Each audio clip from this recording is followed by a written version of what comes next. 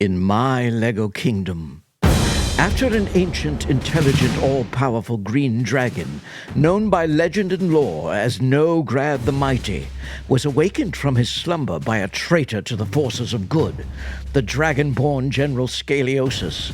The general was surprised to discover that rather than using the dragon for his own purposes, the wily Nograd turned tables and used the general by immediately proclaiming himself Nograd the First, Dragon Emperor of all the forces of darkness. Then Nograd ordered General Scaliosus to recruit the other Dragonborn troops, his former kinsmen in the forces of good, to serve him in his quest to overthrow King Cuthbert I and enslave the armies of the good. This General Scaliosus has done. And now, with the Dragonborn troops, each of which has the strength and fighting power of 25 human troops, combined with his own green dragon power, the Dragon Emperor Nograd makes his preparations for war. But unknown to the Dragon Emperor, King Cuthbert, using the Forestmen as intermediaries, has entered into an allegiance with the Wolfpack Rangers, elite spy masters, who have quickly gathered intelligence on the Dragon Emperor's plans. Based upon these plans, the king has ordered his troops to redouble their efforts to complete his Lion's Knight's castle, which will provide a base of protection to the eastern part of the kingdom, while the Black Falcon's castle continues to watch over the west. In addition, Cuthbert's lords and generals, concerned about his safety, reactivate the king's personal guard, the Order of the Red Hearts, and meets with its commander to discuss ways to guard the king's person against assassination. Will these plans be enough to thwart the Dragon Emperor's war plans? Or will Nograd the Mighty be able to strike at the heart of the forces of good before the castle is finished and the troops are in place?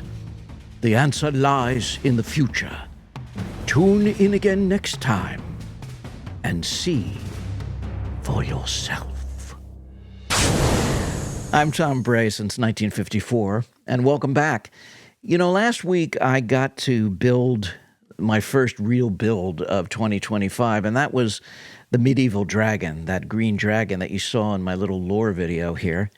And I did a video on it last week and was really pleased by that build. And in a year where we're going to wait until the second half of 2025 to probably see more castle sets, I'm really delighted with this build, and I highly recommend it, and I refer you to that video to see why. But this week, what I wanted to do was begin to explore the other kind of new release of 2025 that I've been purchasing, and that is the collectible minifig Series 27. Now, this is not like an entire theme of one, genre like the Dungeons and Dragons set was. This goes back to the more usual way that LEGO has been releasing collectible minifigures series, which is to have a kind of mixture of different kinds of characters.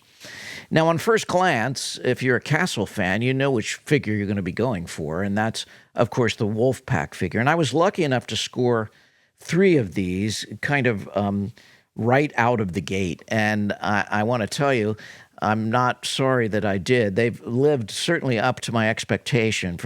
I love everything about this character, from the hood to the little wolf that accompanies it. I can really hope that I'll be able to get my hands on at least 3 or 4 more of these figures, because although I don't see building them as an actual army, I do see them being used in my fantasy kingdom as rangers, and so I would like to have a few more.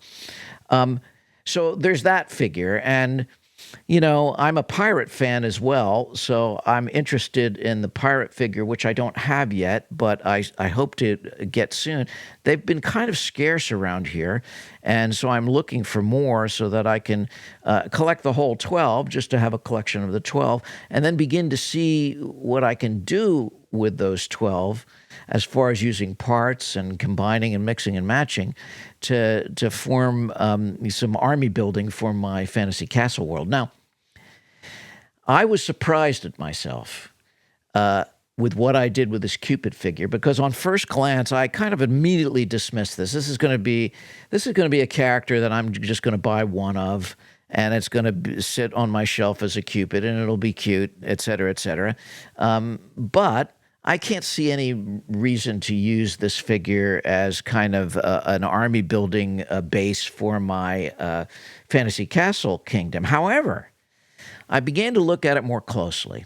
I knew that there was something here, and what immediately tipped me off was the torso and the breastplate with the heart on it. And I thought to myself, this is kind of a really cool design. And although I won't use it as Cupid, I really love this heart insignia.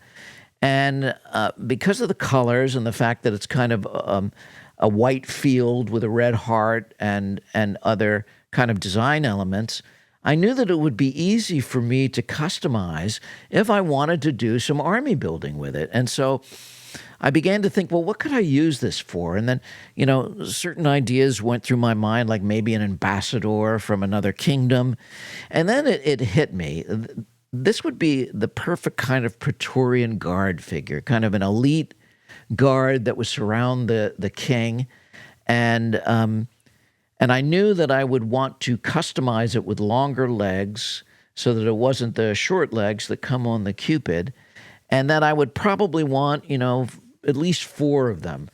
And since I don't think they're going to be hard to find, because I don't think this is one of the characters like the Wolfpack figure that's going to be really in high demand, I think I won't have any problem eventually finding a few more of these to customize and use as my elite kind of Praetorian Guard, the Heart's Guard that surrounds King Cuthbert.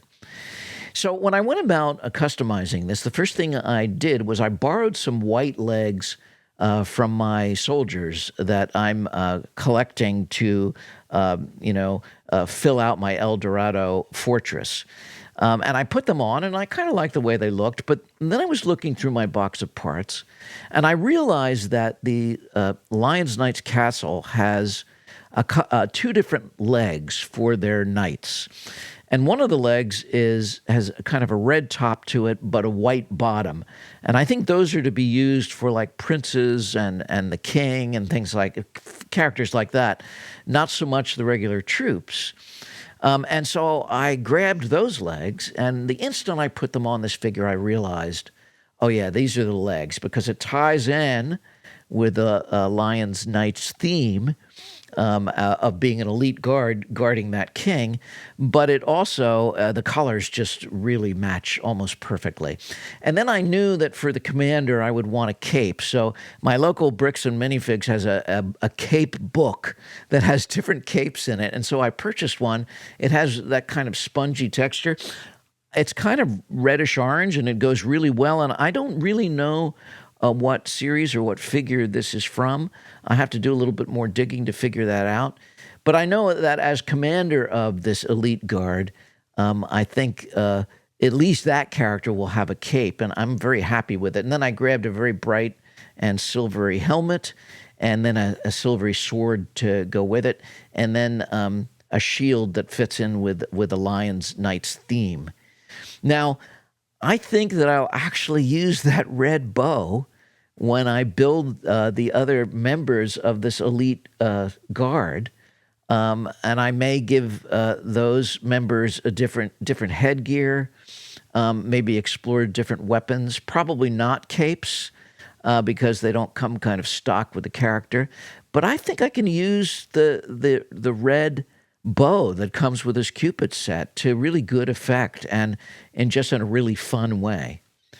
So that's kind of it. That's what I did this week with these minifigs, and I'm really excited that I was able to build something custom with this Cupid character that I don't think I would have given second glance to if I hadn't really thought, there's only one real character, maybe 2 that I'm interested in this series. But what can I do with the parts with the rest of them? So I haven't even begun to scratch the surface. So I would love to know what you guys have come up with as far as customizing Series 27. with parts from the other figures. Have you begun to do this yet?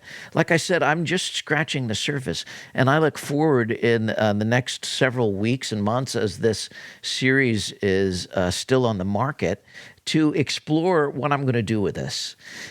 It was really fun.